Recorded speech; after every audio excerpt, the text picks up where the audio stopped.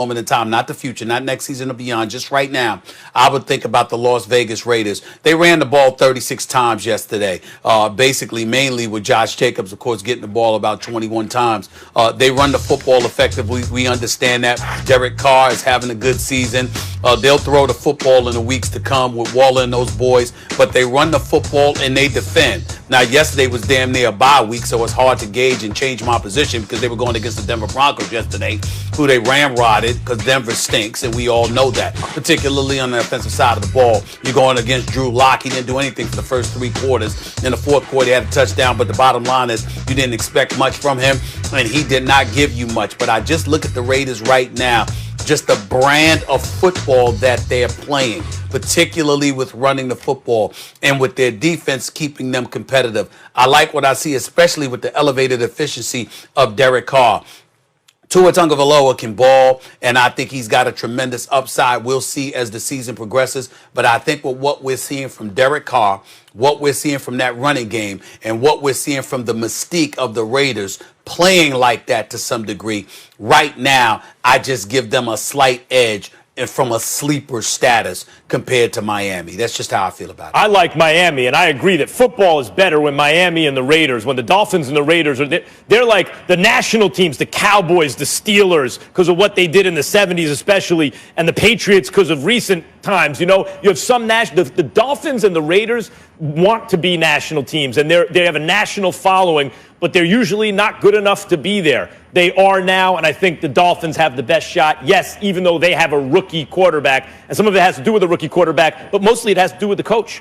You brought up Brian Flores, Stephen A., and African-American and minority, so-called minority coaches in the NFL. There are few of them, and imagine how good they had to be to get their position. Brian Flores, by the way, see that? Right behind me. Brooklyn. That's Brooklyn. That's where he went to high school, Poly Prep in Brooklyn. Brian Flores, who coached all over the place for the New England Patriots for years. What do I always say about the NFL? The coaches league, right? Major League Baseball, it's about the GM. NBA, it's about your star player. NFL's about the coach. And they got one in Brian Flores, who last year, this team was so bad, we asked, is it the worst in NFL history? By the end of the season, they beat the Patriots in the game the Patriots needed to have. And right now, they are on a roll. And they're beating good teams on this roll. Whatever you think about the Chargers, they've beaten some good teams. They got a coach. They got a coach. Are they quitting on the coach? No, they're not quitting. He coached them up. They got a coach, and they got a quarterback, too, guys. You know who Tua reminds me of, Tagovailoa, right now, in a way, of Brady or Russell Wilson, or a bit like Dak Prescott when they were first coming into the league, when really they were asked, just don't mess this up. We have a really aggressive, good defense. We got a running game.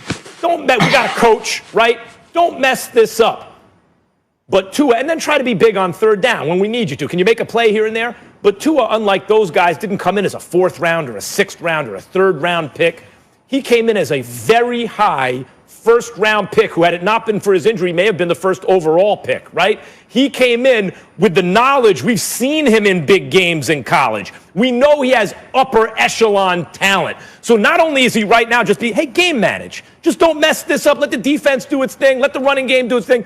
But we know, we've seen it in Tua. We expect that if he does need to make the spectacular play, he ain't surprising anybody by making it. Stephen A., there was once a very talented young Miami quarterback who took him to a Super Bowl right away. They didn't win it, but he took them there. And Tua might be another one. Yeah.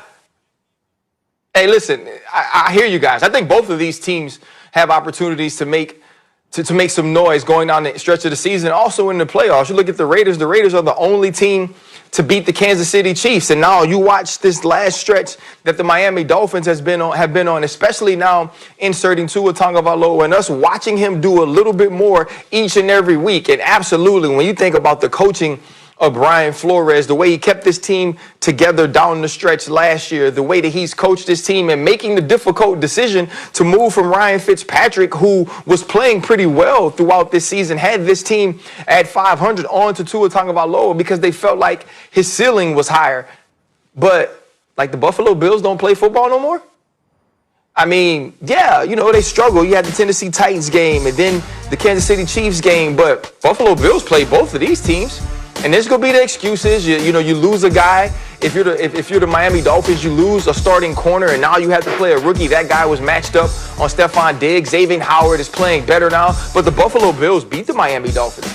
The Buffalo Bills went to Las Vegas and beat the Las Vegas Raiders. And the Buffalo Bills, if not for an amazing play by two of the greatest talents in the NFL, and that's Kyler Murray and DeAndre Hopkins, they have another win yesterday, and they're going into the bye week 8-2, and we're talking about the way Josh Allen struggled in the second half, but was able to drive this team. The way Cole Beasley executed, the way Stephon Diggs executed. I mean, that's not a team we talk about each and every week to win the Super Bowl, right? I'm just saying, Stephen A. and I were asked about sleepers last week.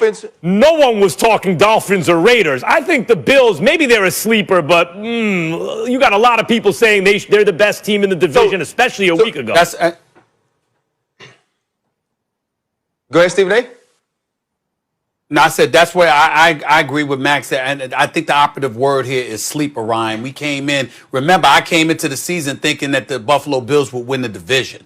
Well, we didn't see Miami coming this quickly, and we didn't see the Raiders. And while we can praise Brian Flores, and you know I'm going to, you know I love doing that, I cannot ignore the job that John Gruden has done along with Mike Mayock. They've done a good job in Oakland. And I tell you right now, let's think about Antonio Brown for a second. Yeah, you in Tampa now, but you making basically $1 million to $2 million, where all you had to do was shut up for 4 days and you would have been making $29 million in Las Vegas.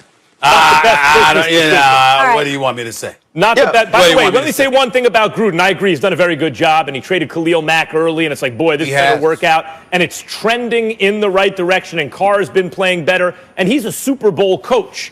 However, he deserves credit for being a Super Bowl coach. He took over a team and took them over the top, a team that had been coached by an excellent coach in Dungy for many years, and looked like they were on the precipice when he took over this team. This is a real rebuild job for him. Let's see how it goes. It's trending right.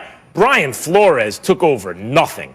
He took over absolutely nothing. Yeah. And look at the Dolphins right now. No question. Both teams. But he's doing what Gruden did. Remember, Gruden got rid of Khalil Mack. Yep. Gruden bet his money on Derek Carr. And they changed a whole bunch of things in Oakland and now Las Vegas. Chris Greer moved dudes out